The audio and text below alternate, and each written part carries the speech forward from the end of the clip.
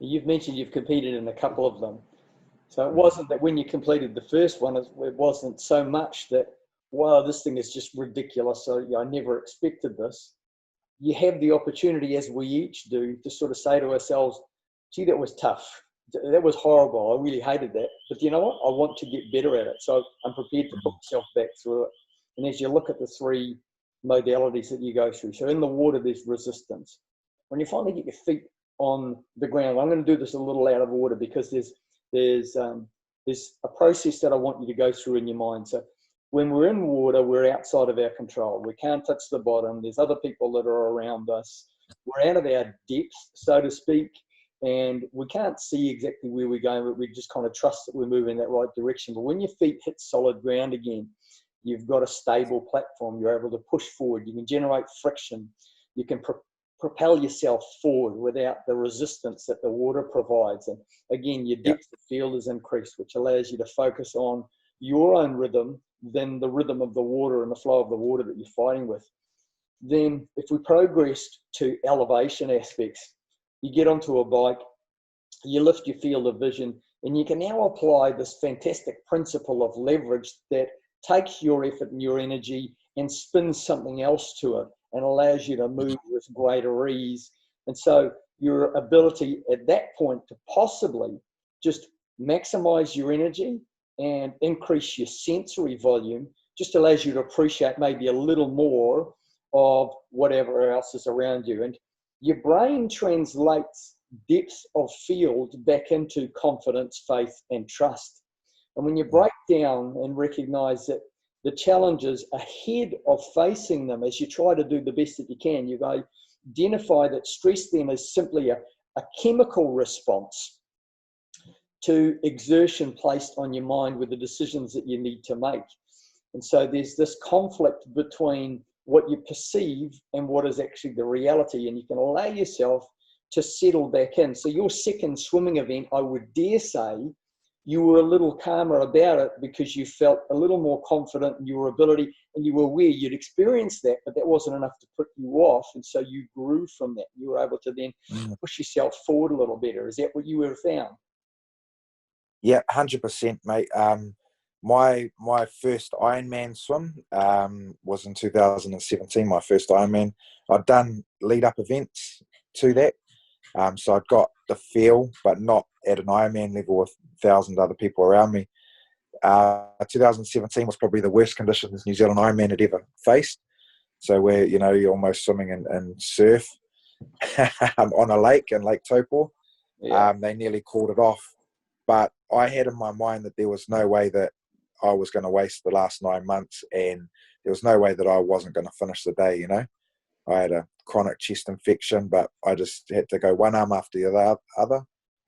So coming into the second event, the fact that I'd overcome those hurdles, those mental battles, from 2 years beforehand, I was like a duck on water to come 2020, 3 months ago, and 40 minutes off my swim time. Obviously, I'd done a couple more years swimming lessons, etc. But the fear wasn't there. The anxiety wasn't there. It was more embracing the end of the journey. It was incredible. Yeah, confidence was sky high. There you go. So we moved from this clash of perceived versus reality towards new belief, new comprehension, new delivery, and the expectation changes because you've developed that confidence. Humans have this innate capacity to deal with stress and have it used to grow rather than break. So we have a choice when we're faced with things that we deem to be stress. The easiest way to handle and overcome stress with the triathlon analogy is prepare well for the resistance of the overwhelm, look forward to when you can gain traction on things, and then watch for ways that you can apply resources beyond your own, which will help you to accelerate your performance and increase your growth, your capacity. As each of us move towards, and I've shared this topic before, this theme before, of moving towards a horizon. And as you move towards the horizon, it's continuing to move. And that's great for us because we can get sometimes to a point where we can set a goal, we hit that goal, and we forget to look up. We forget that the horizon is continuing to move. As you move toward the horizon, your vision, your purpose, what was hidden becomes revealed. What was unclear becomes apparent. What was beyond your reach becomes now an achievement. What was unknown becomes experienced, and what was misunderstood now becomes trusted. What was a flailing in an initial event can become a strength to us. So as you go through looking at the opportunities and the triggers that cause you to stress, just unwind for a bit. Be vigilant in developing your acceptance that in the scale of human consciousness and eternity, there are so many things that will be unknown to us, yet are available to us as an opportunity to choose what direction we want to go and what we want to move forward on. What you will learn and what you will pursue, and what will you do to increase your individual confidence and safety so that you won't be broken and you'll be built as your brain receives and translates choices that you make into shaping your behavior. And here's another little piece of magic. The human brain cannot differentiate between real and perceived experience. So the only one that has the power to decide what you will feel and breathe and think and speak and act on is yourself as you program it in here. So each day, take a quiet moment to have the most important conversation that you can ever have. And that's a talk with your inner self on what you need to learn about the flow of the situation that you're in or that will challenge you as you move ahead. And what is the ground that you can gain traction on to move faster on, and who or what you can engage to propel your movement to the point where, as in water, on road, on a bike, you elevate your thinking, you elevate your awareness, you elevate your confidence, you minimize the aspect of stress because you have moved above the challenge, you've moved above where the restriction and the resistance is, and you're able to see further, have greater confidence, and move forward with greater purpose and fulfillment. Gaza, thank you for joining me today. Anything you feel like sharing to the group?